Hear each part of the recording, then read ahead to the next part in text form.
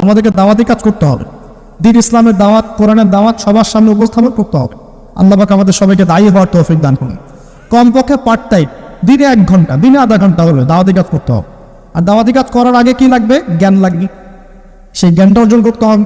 জ্ঞান অর্জন করার পদ্ধতিগুলো বললাম, এভাবে অর্জন করতে হবে। এবং জ্ঞানী মানুষদের সাথে থাকতে হবে। আল্লাহওয়ালা জ্ঞানী মানুষ এবং যারা আল্লাহর মারেফতওয়ালা মানুষ, আল্লাহর নূরওয়ালা মানুষ, এই মানুষগুলোর সাথে থাকতে হবে। যারা গোলানো মার্কা মানুষ, এখানে থেকে কিছু শিখতে পারতেন। সব তরকারিতে চলে, এই সব তরকারিতে না। যারা হককে হক বলতে পারে, বাতিলকে বাতিল বলতে পারে, আল্লাহ পাকের জমিনে তারা সম্মানিত ইনশাআল্লাহ। জমিনের উপর বেঁচে থাকলেও সম্মানিত, মাটির নিচে চলে গেলেও সম্মানিত ইনশাআল্লাহ। আল্লাহ রাব্বুল আলামিন এমন মানুষের সংখ্যা বাড়িয়ে দিন এবং তাদের সাথে আমাদেরকে থাকার তৌফিক এনায়েত করুন। আরেকটা বিষয় বলবো, সেটা হলো পলিটিক্যাল ইস্যু।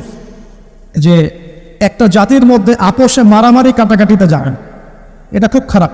কেন খারাপ? কারণ আমরা হয়তো মনে করি যেগুলো পলিটিক্যাল ইস্যুস, আসলে কি হয়, উম্মার ঐক্য নষ্ট হয়, ভাই ভাই মারামারি করে, নিজের ভাইয়ের হাতে ভাইয়ের রক্ত ঝরে, এতে করে উম্মার ঐক্যটা বিনষ্ট হয়ে যায়। এবং ইসলামের বহিঃশত্রু যারা আছে, এরা এই ইস্যুগুলোকে কাজে লাগায় আমাদের ভিতর ঢুকে পড়ে। খুব চোখ কান খোলা রেখে ঠান্ডা মাথায় সবর করেন, ধৈর্য ধরেন, জ্ঞান অর্জন করেন, নিজের কবরের ফিকির করেন, আধ্যাত্মিকত্ব অর্জন করেন, সুন্নতের উপর আমল করেন, কোরআন পড়েন, দাওয়াতি কাজ করেন, পরিবার করেন, আস্তে আস্তে ইসলামে এগিয়ে যাবে ইনশাআল্লাহ তাআলা। আল্লাহ রাব্বুল আলামিন আমাদের সবাইকে কথা বলা বোঝার তৌফিক দান করুন এবং আমল করার তৌফিকের আয়াত করুন সকলে বলে আমিন। আমাদেরকে দাওয়াতি কাজ করতে হবে। দ্বীন ইসলামের দাওয়াত, কোরআনের দাওয়াত সবার সামনে উপস্থাপন করতে হবে। আল্লাহ পাক আমাদের সবাইকে দায়ী হওয়ার তৌফিক দান করুন। কমপক্ষে পার্ট টাইম দিনে 1 ঘন্টা, দিনে আধা ঘন্টা হলে দাওয়াতি কাজ করতে হবে। আর দাওয়াতি কাজ করার আগে কি লাগবে? জ্ঞান লাগবে। সেই জ্ঞানটা অর্জন করতে হবে। জ্ঞান অর্জন করার পদ্ধতিগুলো বললাম, এভাবে অর্জন করতে হবে। এবং জ্ঞানী মানুষদের সাথে থাকতে হবে। আল্লাহওয়ালা জ্ঞানী মানুষ এবং যারা আল্লাহর মারেফতওয়ালা মানুষ, আল্লাহর নূরওয়ালা মানুষ, এই মানুষগুলোর সাথে থাকতে হবে। যারা গোলানো মার্কা মানুষ, এখানে থেকে কিছু শিখতে পারতেন। সব তরকারিতে চলে, এই সব তরকারিতে না।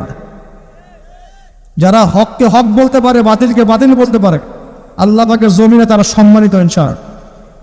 জমিনের উপর বেঁচে থাকলেও সম্মানিত, মাটির নিচে চলে গেলেও সম্মানিত ইনশাআল্লাহ।